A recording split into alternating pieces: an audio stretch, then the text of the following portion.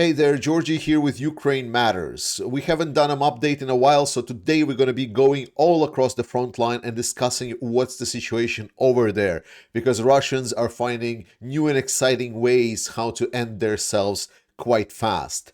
And as always, a preamble is that while today we're going to be discussing the situation on the front line, Ukraine is in a defensive stance, so it's obvious they're going to be defending and they're going to be losing potentially some of the territory. But if we would look at the big picture, we would see that the Russian gains are marginal and they are not really changing how this war is going for them. They're still having an awful time.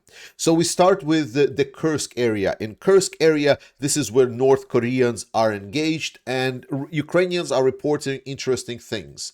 The most notable advances that the Russian North Korean forces have been making is they were able to attack this area on the eastern side of Ukraine right from over here. They were able to move towards Suja, the main settlement that Ukraine has been taking.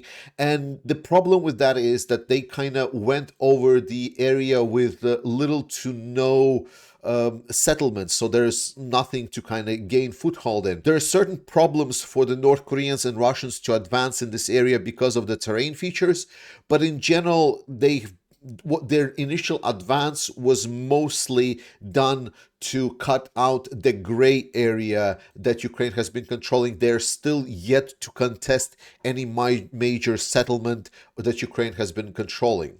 Secondly, there are another two angles that the Russians and North Koreans are attacking from. It's from the north side, towards Pogrebki, and from the western side towards Novoivanivka. The battles are fierce. The casualties that North Koreans are sustaining here are quite massive, but the advances are relatively small to non-existent. And don't get me wrong, the battles are still fierce. But what Ukrainians are reporting is that drones are damaging the North Koreans to an extent that Russians have not been damaged even since 2014. And North Koreans are not ready for this, and they are being absolutely slaughtered. Moreover, the Ukrainians are noting that they don't really see that North Koreans are actually communicating with anyone, that they are mostly acting in a sort of a robotic fashion. So there's a objective that is being brought towards a certain unit, and then that unit is being sent out to take the enemy positions and fight for that enemy positions. Ukrainians cannot even hear or intercept the radio communications of the North Koreans. So there seems to be that while their combat is active, North Koreans are actually not even communicating between units on what they're doing. Then within the area of Vovchansk, here we have a little bit of a balance. Ukraine has not been dedicating a lot of resources to retake this area. This is kind of like a gray zone. And Russians, while they've been trying to push here and there, mostly it was smaller groups, and they had no success so far. Then let's talk about the area right here north of Kupyansk. We had two major issues here couple of months, like in the runoff for the last couple of months. There was two bridgeheads that Russia was able to establish. There was a bridgehead of Novominsk and there was a bridgehead around Matsiivka. And Matsiivka bridgehead unfortunately still persisted, whereas Novominsk bridgehead was cleared out by the Ukrainians. So in this bridgehead over the Oskil River, and Oskil River in this area is very, very thin. It's pretty negligible, but still Russia is able to position themselves on this western side of this Oskil River. This is not nice, but Ukrainians have been able to thwart any kind of future and further advances. However, it is still a threatening development, and definitely we're still trying to monitor. As you can see, everything that I said before about this area is still true, that despite the fact that Russia is trying to push here, they're trying to push there, and so on, the main problem for Russians is the stronghold of Ukrainian Sinkivka. It is extremely powerful. Ukrainians have been holding it non-stop, and this whole area of operations is fully dependent on Ukrainians controlling Sinkivka, and they know that. And as you can see, Russians, despite the fact that they're trying to kind of move somewhere, they're instantly finding out that they cannot really advance further because they're instantly getting overextended because of that major fort post. Then, with regards to the cutting of the Ukrainian operational zone, a control zone on the eastern flank of the Oskil River, where this river is quite wide already. And in this area, we know that Russians have been able to slice Ukraine in two, and they've been trying to expand towards the northern side, mostly because Russians are interested in capturing this settlement over here, which is called Kupyansk-Vyzlovy. And Kupyansk-Vyzlovy, it's a settlement where there's a lot of rails. It's a big logistics hub. There's roads, there's rails. It's pretty important in a large sense if you would want to advance further. So it's a big target for Russians, and they really want to get to that target. Ukrainians are actually recently counterattacked, and they were able to push Russians back around the village of Kolesnikivka. Then let's talk about Terny. So Terny is probably one of the most important settlements, to the same level as Sinkivka that I just mentioned at the north, because Terny basically holds this whole glue of the position for Ukrainians together. Here, Russians would really want to get to capture Liman, but to get to that Liman, they need to capture all of this area. They cannot really move towards the southern side over here because that's where the forests are, and they are having huge troubles moving through the forests. And they cannot really move forward towards Zarishna and just move heads on, because then they instantly get flanked and destroyed. Because in this area right over here, there's a lot of fields that Russians are just wide open. And that creates a very important pressure point for Ukrainians to hold, which is Terny. Russians also know that, and they have been attacking this area quite constantly. They've been trying actually to do something kind of a creative. They've tried to cross this Zerebets River, which is in this area, and they tried to essentially enter and capture Ivanivka, so to say, semi-encircle Terny and then attack it from both sides. But that attack failed, and Ukrainians are still holding the positions, and basically Ukrainians are completely holding this architecture of defense already for a longer time, and so far this area holds quite firm. Then moving to the Chasiv Yar Bakhmut area. So Chasiv Yar has been a bone in the Russian throat for so long. Just recently, Ukrainians were actually able to conduct some counter pushes against the Russian and retake some of the settlements around the area where Russians have been advancing. Overall, Chasiv Yar is in a difficult situation, as it is in a war, but the Russians are not even close to collapsing or taking over Chasiv Yar. So for now, this fortification holds, and this fortification actually controls a lot of this area. It controls the Russian advances towards Sloviansk, Kramatorsk, the biggest Russian targets if they want to capture the Donbass area. It controls the access to Konstantinivka, which is the main logistics hubs for Ukrainians. Russians are still very, very far. So this is where I want to say specifically for the big picture is that when we're talking about Russia having some success on the front line, we need to say whether or not Russia can achieve their goals. Now, the goal for Russia for 2024 was obviously control of the Donbass region of Ukraine, which is a big part. And the awful truth for Russian is that they're not even close. The agglomeration of Kramatorsk-Sloviansk is massive. And without control of Kramatorsk-Sloviansk, they cannot even start thinking about stating that they control at least some major part of Donbass. Around the area of Toretsk, there has been some pushes forward for Russians through the city. There has been some pushes by Ukrainians against the Russians. In generally, the situation in this city is reported very mix-mash. They're stating that there is a lot of smaller groups that are operating, so you can have, like on one street, you can have a couple of buildings that are controlled by Russians, then a couple of buildings controlled by Ukrainians, and then a couple of buildings controlled by Russians again, and a couple of buildings controlled by Ukrainians again. So it's there is a lot of, let's say, gray area in this area, and there is no kind of direct contact line. It's very much a contested city, and Ukrainians are not giving it away, and they're preventing any kind of encirclements. So Russians are not having a good time. So in short, everything that we've discussed so far, Russia is having major trouble. So here Russians have had a couple of successful points. The first one, they were able to advance towards the southern part of Pokrovsk and take some of that territory. Now, this is obviously not nice, and Ukrainians are still having trouble thwarting Russian advances in this area. So we will probably see if Ukrainians can stabilize this, but so far it seems that all of the efforts that Ukrainians have been doing was able to slow down some of the Russian offensives, but it's not being able to stop. And that's the problem of the Ukrainian military. We're going to talk about it at some other video. But generally speaking, I would expect this area around Pokrovsk still grow. Notably, Russians are not really moving directly towards Pokrovsk. They're trying to move in the southern area, and I would expect at some point they will try to move also towards the north to kind of semi-encircle that city. I am quite confident because Pokrovsk is a massive city. Like it's well, comparatively to what Russia has been fighting for so far. Mostly it was fighting for villages and small settlements. But Pokrovsk is a massive urban settlement. And then the big defensive Ukrainian position of Kurakhove, I've projected that this pocket will be closing. I've checked the dates. The first time I was expecting that this pocket will start closing was around the start mid-October.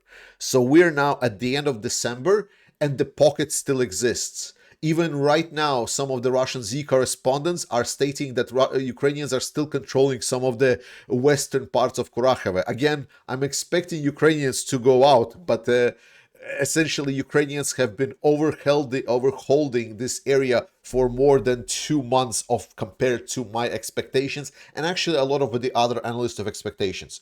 So yes, Russia is taking over this territory mostly because like the on the bigger level, the bigger scale, the position just kind of collapsed for this defensive area. But even with the collapsed position for the defensive area, Ukrainians just didn't just run, didn't just give up. They stayed and fought, and they did pretty good job. So again, I'm not really going to be mentioning any specific settlements taken in this area because I think the whole pocket will be closed one way or another. So I don't really see the point of this. I will only mention that there is this settlement that Russia has stated that they captured just recently, and and that settlement is called the Giant, and that settlement, the Giant, has one building in it and the population pre-war of 3 people. So I think it's quite ironic. Like if we can find something to laugh at in this war, that would be it.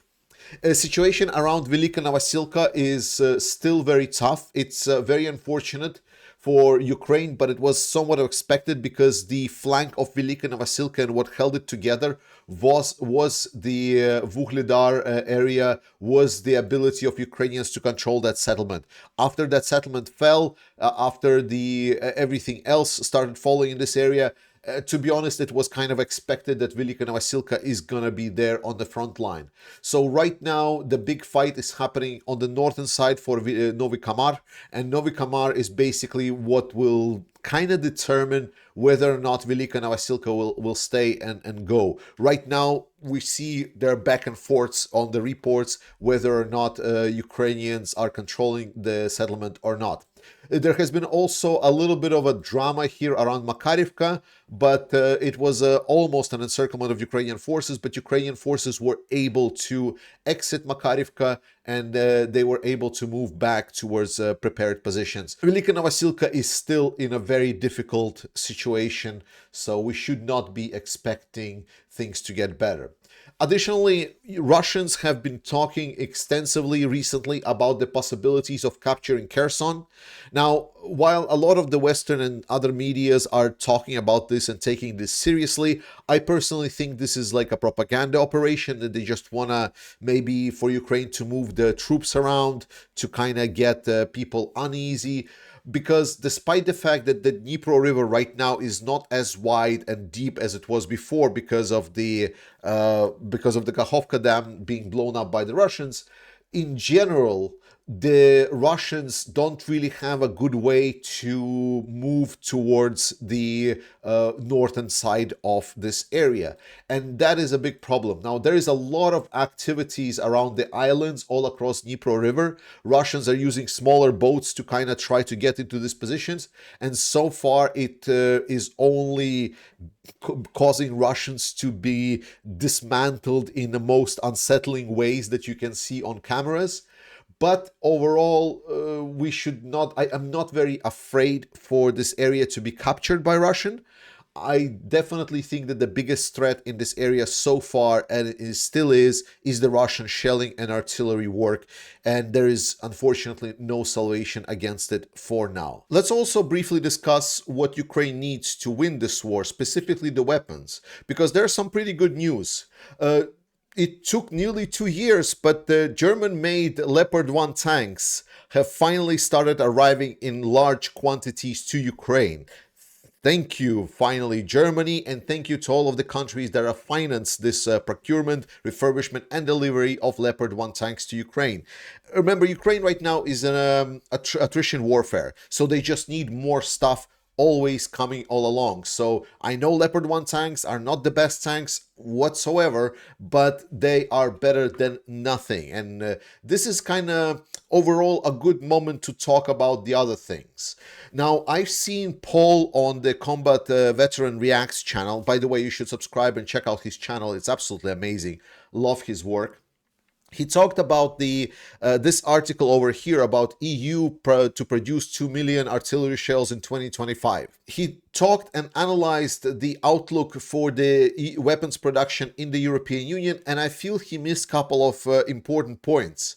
Because EU is a very complex organism. You cannot just analyze it as like one instance. So a couple of important points to state. First and foremost, the fact that EU is going to produce 2 million artillery shells in 2025 is a big development. But also, I feel that not everything that EU does is in this number. First and foremost, that a lot of the production that EU does is not actually fully funded by the EU, or is being hidden from the EU, or is being produced somewhere else. That is just the nature of how European Union operates. We have a lot of individual states, and they have their own things happening. And EU is not just producing weapons, they're also purchasing weapons from the other providers. So it's crucial to always keep in mind that if Europe produces weapons and orders the production of weapons from their third parties, that is counted as a production of weapons. However, if they're just doing procurement of someone else producing weapons and then just buying them from their stocks, that is not counted as a production of weapons. Moreover, Europe has been also extensively investing into Ukrainian production, and they have been doing quite well. There is this article by the Economic Pravda from Ukraine, and they're talking about the Ukrainian industry, what are they producing, what is the technology. To put it shortly, to kind of summarize this, Ukrainian infrastructure is rising extensively. They have been focusing a lot to regain the core technologies that have been kind of lost, is the production of anti-air systems, is the missiles, anti-air missiles, is the production of the 155 millimeter shells that Ukraine didn't have beforehand. So a lot of the focus so far of Ukrainian manufacturing has been on this primitive technology, that the core, the fundamentals, plus some of the innovations that have been done by the private parts of the business with drones and everything. But it has been now expanding, and now they're investing in a more supportive functionality like radars and other technology, trucks and so on. Moreover, they're stating that the investments from the allies keep on increasing, that the new programs are keeping on developing.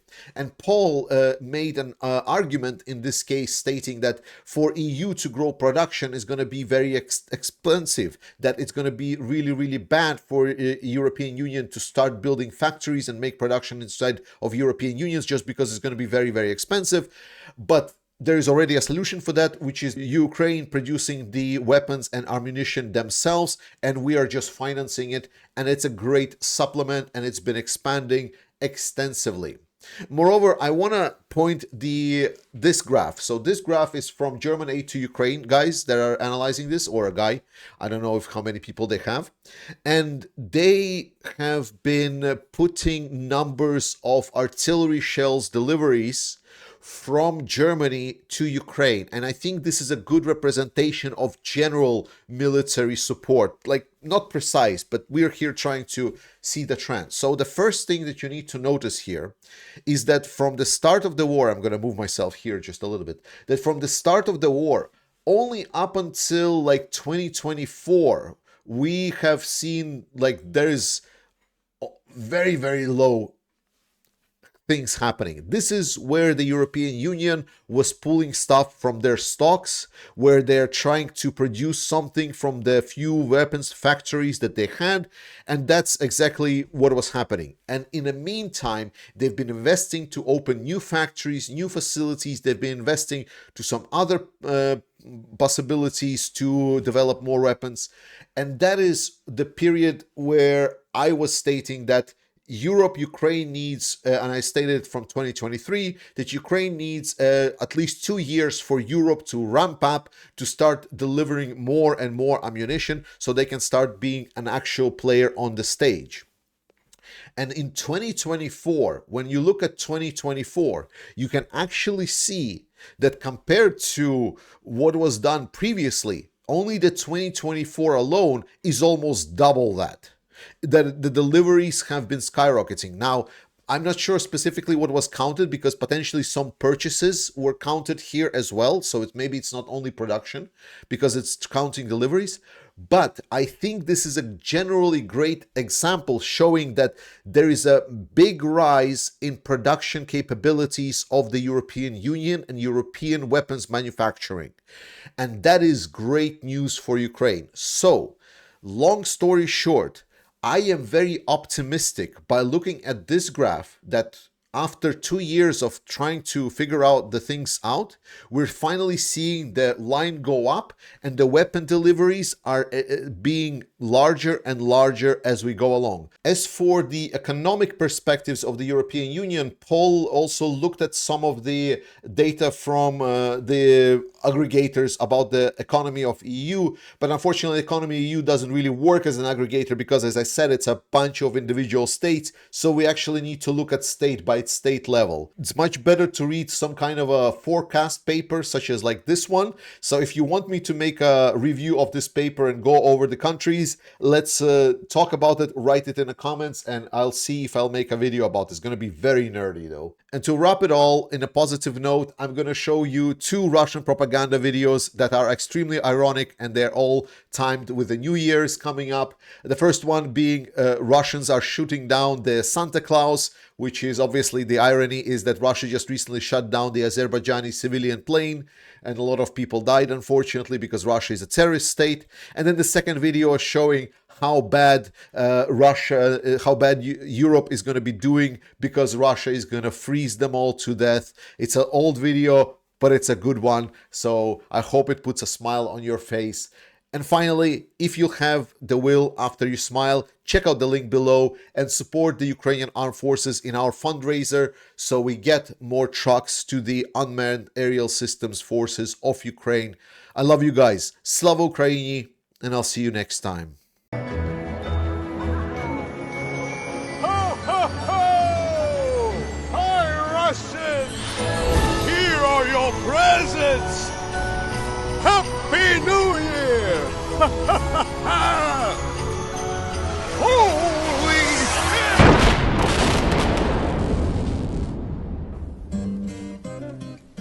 Все?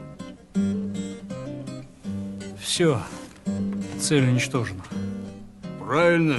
Не нужно нам ничего иностранного в нашем небе.